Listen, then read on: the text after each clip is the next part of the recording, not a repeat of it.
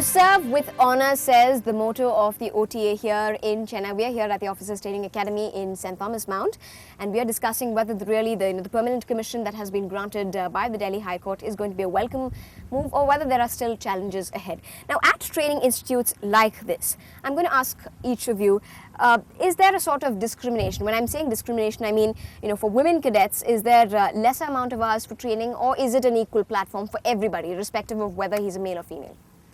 Ma'am, I would say that we have same working hours, right from the morning till in the evening. We have same working hours. However rigorous the training is. However rigorous the training is, we have all same, like firing, drills, PT, everything is exactly same. Our lecture hours, everything is entirely same. So I can say that there is no discrimination at all. Everybody is putting their best, and this is how. So what then is this whole hue and cry about women not being able to serve in the army? Is it the biology of a woman itself that that they bring in and they say, okay, they will get tired too soon, they rather be given soft positions and they take too much of frequent leave? Is it the whole biology that is to blame? I personally feel that the first thing that you taught in this academy, the day you entered the academy, is that there isn't any discrimination. I personally feel that a man and a woman are only different by their biological processes and not by mind. Indira Gandhi was more of a man than a woman. Okay. I personally feel she could take the decision. Any woman who has the decision-making ability and the power to execute it is as good as a man, first of all.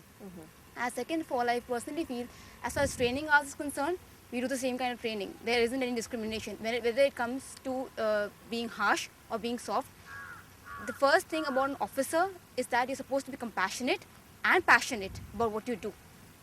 And I personally feel that, as I don't think I am misfortunate by any way by being a woman. It's a boon. I'm able to give life, and for that matter, if I'm taking a leave, that is something that God's made me that way.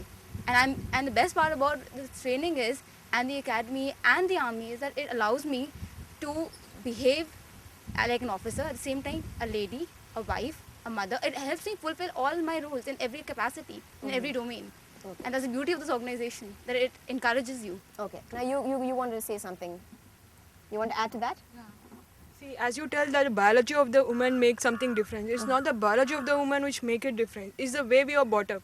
See, there is a difference in bringing the male child and the female child. See, when we are like child, we were with mother more, and we were brought up like a docile, innocent creatures. But when it comes to boys, they were spending their more of time outdoors. Yeah. And this is what the difference. This is not the biology what it matters. Is as the time proceeds, so we will be up to the mark of the man and we will challenge them. And yet we are challenging them. And there is a myth that women can't compete with men. That will be completely vanished in future. So once again, I want to put forth that question, whether, if you were given a chance to, if once that combat forces option was cleared, would you actually go onto the field obviously. and fight? That is what everyone, it's a dream, and obviously it will come true one or the other day, and that might will be vanished. Okay, I want to ask a gentleman cadet this. Do you think there's actually, it's not enough, it's not safe enough for the woman, or is it as equal as you? When you're saying, okay, a woman maybe, might be able to go to a combat force, there should be a reason why they've not allowed that till now. Okay, I'll just tell you there's a very big myth in the eyes of civilians. What will happen with a woman if she'll be serving in a field area? Field area are the front areas. As I just want to explain is that whenever a woman or a man enters this academy, and when he gets the stars on his shoulders, then after that he becomes only an officer. There's no difference between men and women. At that time, he or she is only an officer, and he commands, he leads just like an officer.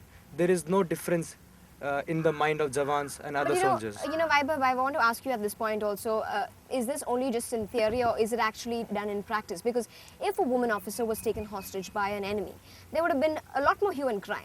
There is a discrimination then, right? So it is probably because of a lot of reasons like that they're saying that they shouldn't be allowed into combat forces?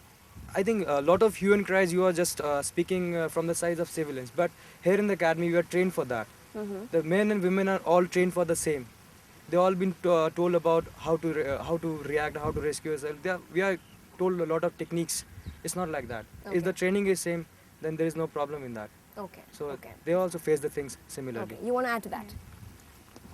As just Smita has said, I would like to elaborate on that. Nothing is built, no castle can be built over the night. The difference comes in what is the social setup. We've been it's fed in our minds since the beginning that we're this submissive creature who's got to be making a home, who's got to be taking care, got to be loving. Gobi. Exactly. On the contrary, anybody who's trained would become the way he or she is trained. For example, coming into the academy, we hardly get the feeling that there's any, femininity does exist. But the fact is that all of us are here for a professional concept. There's just professional competence existing. Okay. And when it comes down to being going for a war, any soldier in uniform has one dream. Before I retire, I wish to fight a war for my nation. So goes with a lady cadet too. There's no difference in any kind of a dream that we possess. Okay. And as far as the hue and cry about being hostages is concerned, a few differences, I don't know, we are too young to comment on it. At the moment, we can just comment upon the part of the training. We're not made to think in any which ways. Just that when it comes down to being able and stand at the front and fight, we are all equally able. And any individual who follows the training sincerely, goes and exhibit it on the front, is good enough as a soldier. So it really doesn't come down to the gender at all. Now, very quickly, I want to ask you maybe, at the field itself, now, just it's going to be a very speculative question, okay? Okay, we'll probably wait for that flight to take off because we have another flight. Right. If on the field, all right, now, if you were in a unit and you were heading a unit, do you think there would be a difference in a Jawan taking orders from you as a woman officer than him taking an order from a male officer? Maybe he is coming from a village, for instance. He's coming from a village where women are, behind that parda or the veil and are seen as submissive creatures.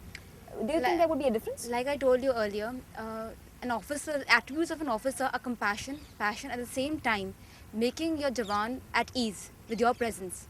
If you're able to do that, you succeed, you've won half the battle.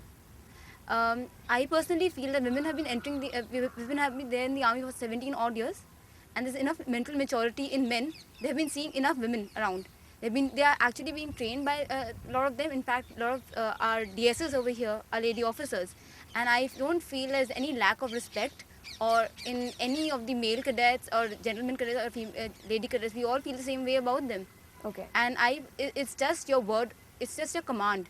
If you're able to execute whatever you have in your mind, and you're able to make a man at ease with your presence, I think you're able to do whatever you want them to do. Okay, all right. On that note, we're going to go into the next segment. We're going to explore about how, we know India is very centered around its family system. We're going to bring in aspects of family, marriage, and how it really affects the growth of a women officer, whether it really does. We're going to explore all of that on the other side of You Special. Do stay with us.